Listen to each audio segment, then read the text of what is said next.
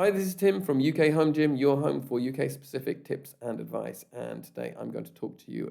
This is part 3 of a 3-part series, and I've been talking about how to combine lifting weights and running. And in the first of this series, the first part of this series, I talked about what runners tend to get wrong when they take up lifting.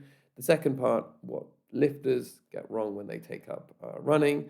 And this part, I want to talk about the hybrid athlete, that is, people who try to basically combine the two disciplines and give them equal weighting.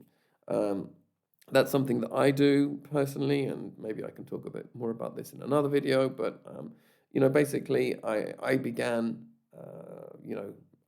running. Basically, that was my first love, and then I took up lifting later, and tried to sort of incorporate the two, and made many mistakes along the way, and that's inspired me to make these videos.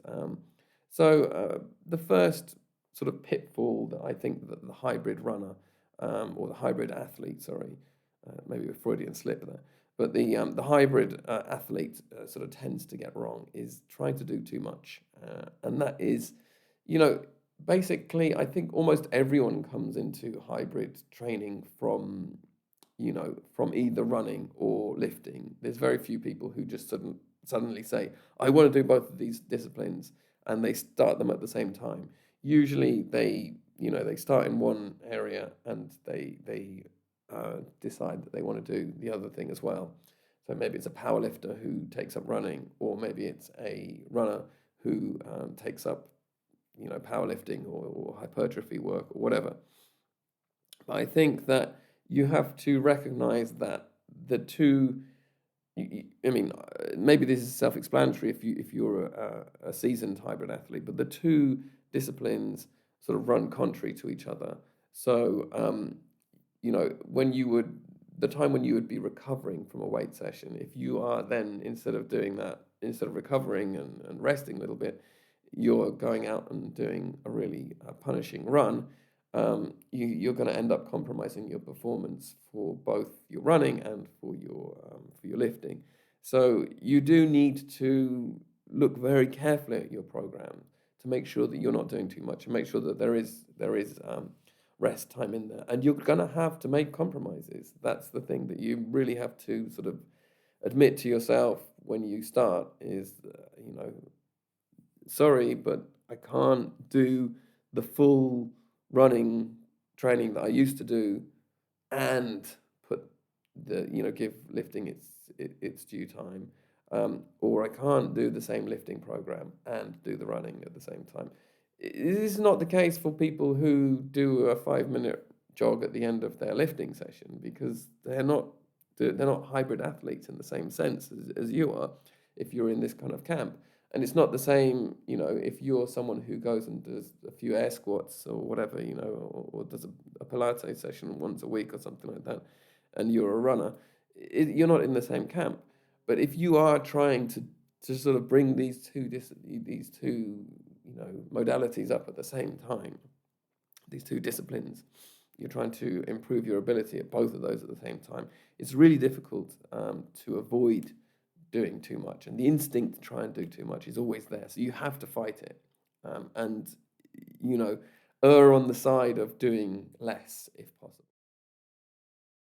The second point touches on some of the aspects of the first point, and that is that there's never enough rest in a hybrid athlete's sort of training schedule. If you look at it, there's always, they're always trying to find a way to squeeze in another session, and sometimes they'll be like, well, it's not a real session, I'm doing a really, really, really low intensity run on that day, or I'm just doing some very light lifting. I'll have a light day in the gym on that day. I don't think you'd do that if you were doing a pure lifting session, a pure lifting program, and you didn't have any cardio in there. And I don't think you do it the other way around. You wouldn't compromise in that way if you're running. So you have to take rest very seriously. You have to take. I'm not saying take a whole day off. You may You may not want to take a whole day off. It may not be in part of your program, but you do need to make sure that there is rest in between there. Or if you're not going to take the rest, then you have to cut down on the volume somewhere, because otherwise, a hybrid program can just get crazy in terms of volume, and you need to fight back against that. The third pitfall is really like the most glaring, I would say, to outside observers, but probably not to you if you're doing it. And that is, you'll probably have like some kind of goal at some stage of your training. You're not just going to be like, oh, I'm just going to train endlessly. You may want to enter a race. You may want to enter, and that will be purely a running race, right? Or you may have some sort of strength goal you're trying to make, or you may, if you're a powerlifter, you may have a powerlifting meet or something like that. Or maybe you've got a hypertrophy goal. Maybe you're trying to get, I don't know, 18-inch arms or something like that, right? When you are striving for that goal, you will have to sort of swing towards one of the disciplines more than the other. You will have to give it more weighting. So, for instance, if you're going to do a marathon and you want to get a PB, right? You are going to have to cut back on your lifting. You can't do the same volume of lifting. In fact, it's really going to have to reduce quite a lot. And the same thing, if you've got a strength goal and you're like, okay, I want to lift deadlift 220 kilograms, something like that, before the end of the year or whatever. I don't know, or you've got powerlifting meeting coming up or whatever. You have to really cut back on the running, because it's going to compromise your rest time. It's going to compromise the intensity you can put into your weight sessions. So in those cases, the temptation is like, well, I've built all this strength up. If you're going towards the running thing and you've got a race coming up, I've built all this strength up. What a pity it would be to lose it and have to build it all up again.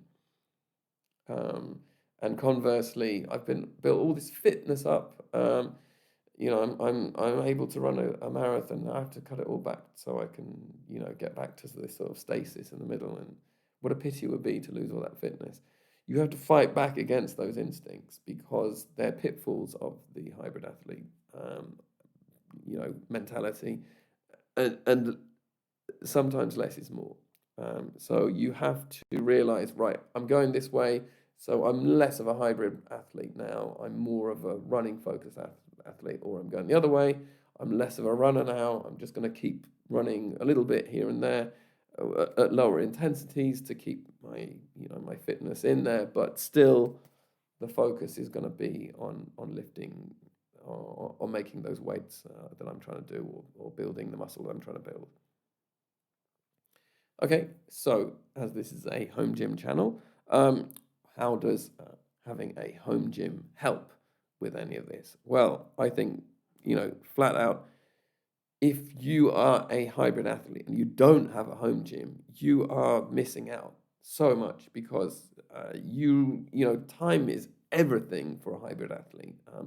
You cannot afford to lose a few hours in commuting to a gym, or even if and that could be even if it's a 10-minute walk for you, over the course of a week or whatever, that mounts up. If you're going regularly, and if you have to deal with opening hours and stuff like that, and the gym is open only at this time, that time, you don't have time for any of this nonsense. You need to be able to do your training when you want to do it, because your program always is going to look very complicated. Whatever you try and do, however you try and simplify it, it's always going to look quite complicated.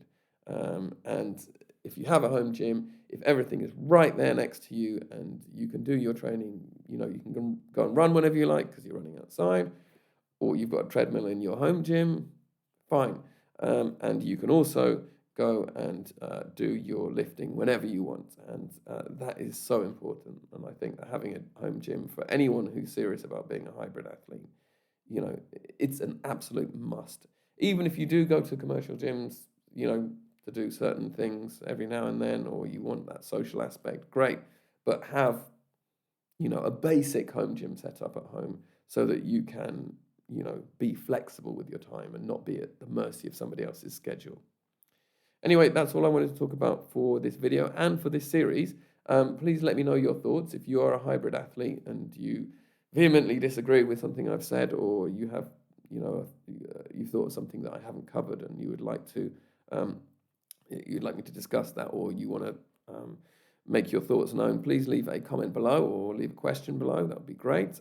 Please make sure that you like and subscribe. That would be very helpful for me. And please do check out our website. That's ukhomegym.com, and I'll see you next time on UK Home Gym.